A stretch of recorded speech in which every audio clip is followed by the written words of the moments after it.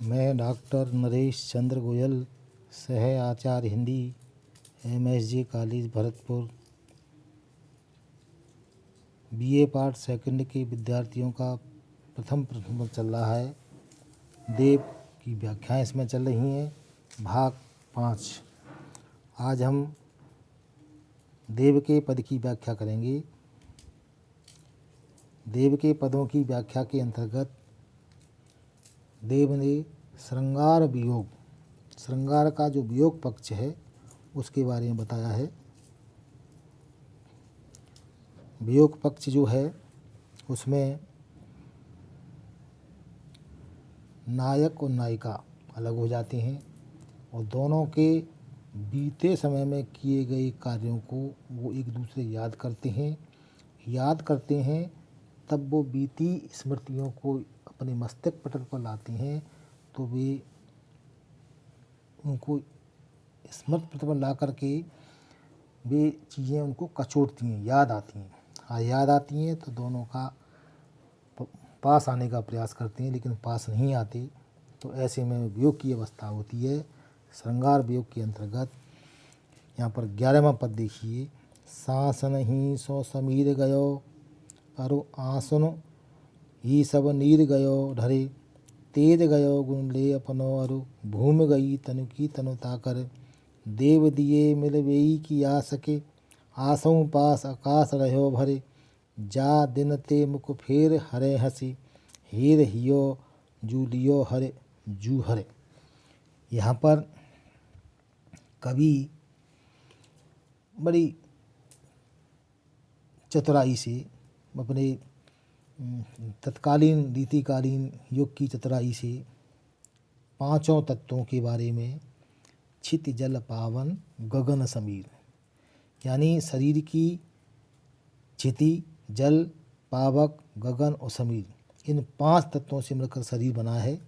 5 तत्वों से शरीर से मिलकर बने होने के से जब नायिका या राधा नायिका है तो नायिका कृष्ण या नायक हैं, तो ऐसे ऐसे में वह कृष्ण चले जाते हैं। तो राधा यानी सखी अपनी सखी से कह रही है कि किस प्रकार से मेरे शरीर का 5 तत्व निकल गया है। यहाँ महाकवि बिहारी ने विरह की अवस्था का दयनीय और करुण चित्र उपस्थित किया है। बड़ी युक्ति से शरीर के 5 तत्वों का विलय होना प्रमाणित कर दिया है। कवि कह रहा है कि जिस दिन से उस हरि कृष्ण के हंस कर के मेरे हृदय का हरण कर लिया।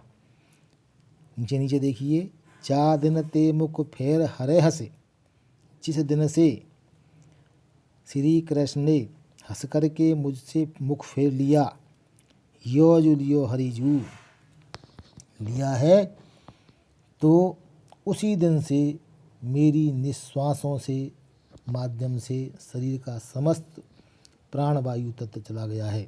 सांसन ही सो समीर गयो, सांसन के माध्यम से सब वायु, समीर माने वायु, वायु तत्व चला गया।